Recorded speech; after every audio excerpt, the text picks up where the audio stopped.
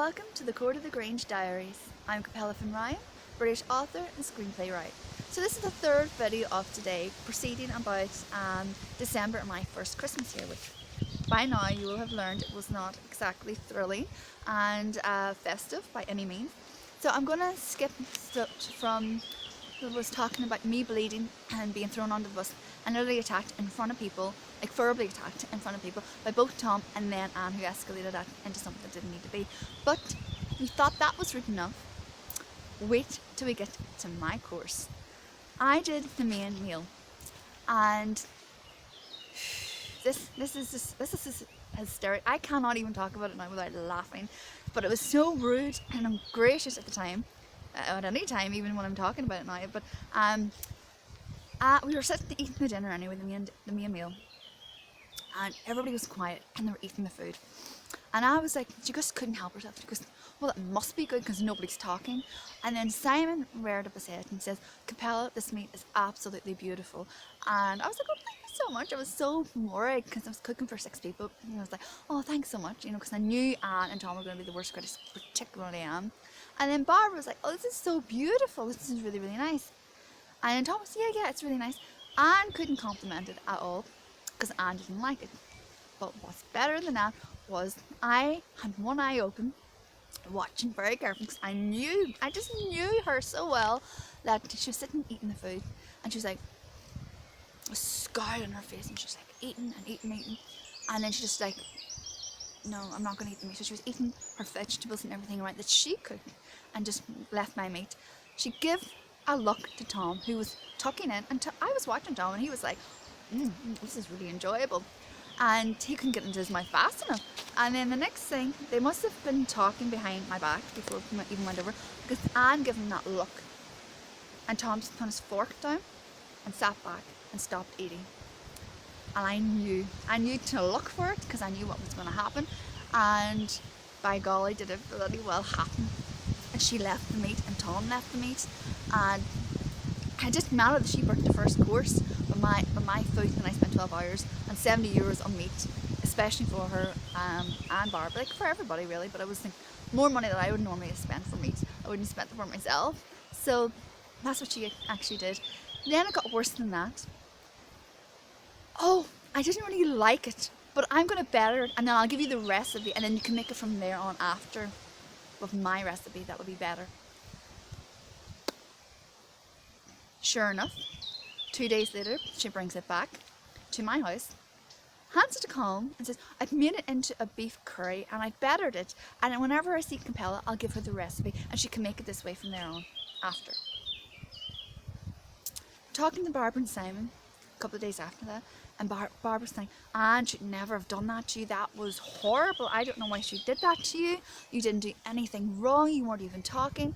Simon was like, he said to Colm, it was like straight off the bandwagon.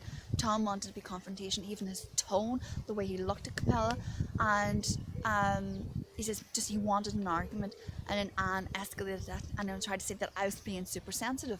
And I said to Simon, well, do you think I was being sensitive? He goes, you were not. He said, you didn't do anything wrong. You weren't saying anything. You were sitting there quiet and letting everybody else talk. He said, you didn't do or say anything wrong. And those were the witnesses, impartial witnesses, that didn't have to take my side and seen for themselves that I was being attacked for no reason, sitting quiet, minding my own business, licking my own finger, my own wound, because Anne was lying and stealing essentially from Barabra, who she loves. And there's another thing, just before Christmas, and I met Barbara and Simon, like a couple of days before I met Barbara and Simon, Anne says to me, oh well, I do like Barbara, getting mixed up in the names, I do like Barbara, but she does annoy me so much. She gives me a headache. And I'm like, why would a 95-year-old woman give you a headache? Because I hadn't met her at this time. And she was, oh, she's nice, but she just annoys me. She just annoys me because she's always going on about her health. She's like, this is wrong with me, that's wrong with me. I'm so unwell today. My eyes aren't normal. I can't see anything. I need my drops, and my hip, or I don't want to fall and break the other hip. She goes on and on and on, and I just wish she would stop talking about her health. And she goes, she will like it when you meet her, but she will just annoy your head. I met Barbara, love Barbara, give her a hat of mine, I was kind and courteous and always often can I do anything for you. Always held on to her when she was walking with a stick, so I made sure she had her balance, and if anything happened I could catch her very quickly, or if my hand was on her I could feel maybe if she stumbled and be able to move faster. I walked at her pace because Simon walked calm on ahead because Simon said he couldn't walk really as slow as her. I always walked at her pace and made sure that she was safe and well whenever she was in my presence. I even went up to Simon's house and says, do you have any rubbish that you need taken out? I'm taking mine. I can take a bag or two with me. I was being a good neighbour, trying to be a good friend, and then the next thing there's something wrong with everybody according to Anne and Tom. So yeah, we get to the recipe and that's what she did. So I told Simon, or Colin told Simon in front of me, Anne brought back Capella's recipe, and he goes, she brought it back? I was like, yeah, she's told me that she's bettered it and that she was going to give me the recipe so I could make it her way from now on. And Simon's like, your recipe was absolutely gorgeous and they loved the meat.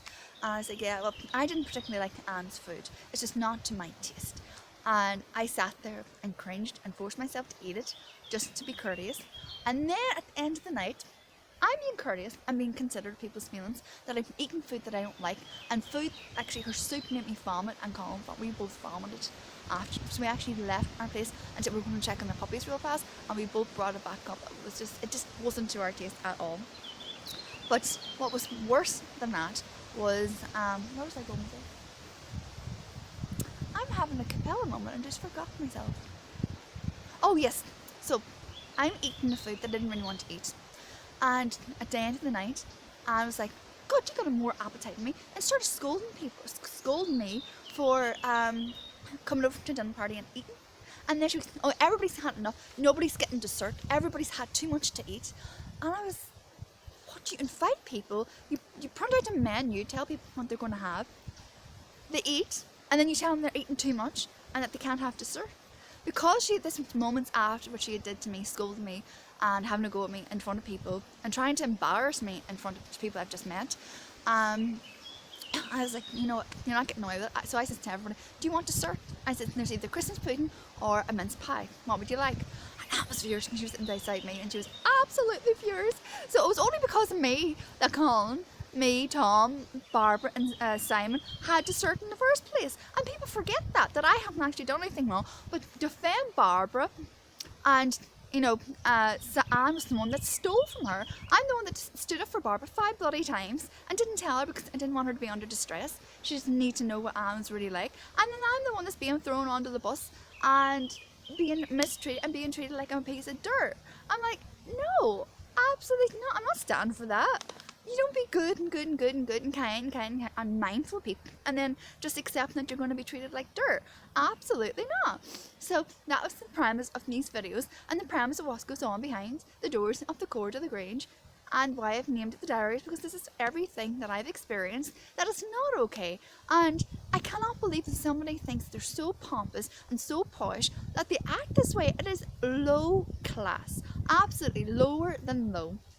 So if you have experiences, I urge you that get on a YouTube channel, start talking about it. You will build your audience. It doesn't happen overnight, but you will build. I'm getting more views than I thought. People just aren't subscribing yet, but that's okay. They're getting views. People are seeing it. The message is getting out there. And I want to thank all of you who've actually been taking the time out of your life to come into my life and understand what's been going on and why I'm taking this stand and why I am using my public status to be able to get onto these forums and speak about it. And in addition to that, I've actually got some more news on that hemisphere, and I'm bring to you tomorrow, and it's going to be even more public because this is not okay. Do not stand for anybody mistreating you. Do not stand for anybody to tell you, oh, you're eating too much when they've invited over for dinner. Do not stand for anybody to say or introduce you inappropriately to other people. Use your mouth. You have a voice. Use your voice and stand up for your rights and stand up for your own dignity. Because if we don't say anything, then we promote it. And I am not promoting. And that was the point, was I'm such a peacekeeper at times that I didn't say anything for the longest time. And it got more and more because she got more and more comfortable thinking that, oh, I can do this and I can do that, and she's going to get away with it. And she's very accustomed to mistreating everybody because, well, a video I'm going to be doing next week is about how there's something wrong with absolutely every person that has come here. And I have some surprises up my sleeve about that one because I've been contacted by a few people. And I can't wait to share that news with you. But that will be next week after I get all of my monthly lodgings done and you're up to date on what's actually been going on and what I have been suffering. And so I'm going to leave it here, and I will see you tomorrow for January, because it's now starting to rain and I don't want to get my camera wet. So I will see you tomorrow for January, this time tomorrow. So for now, take care, and thank you so much for taking your time to come into my little world, and I will see you soon. God bless.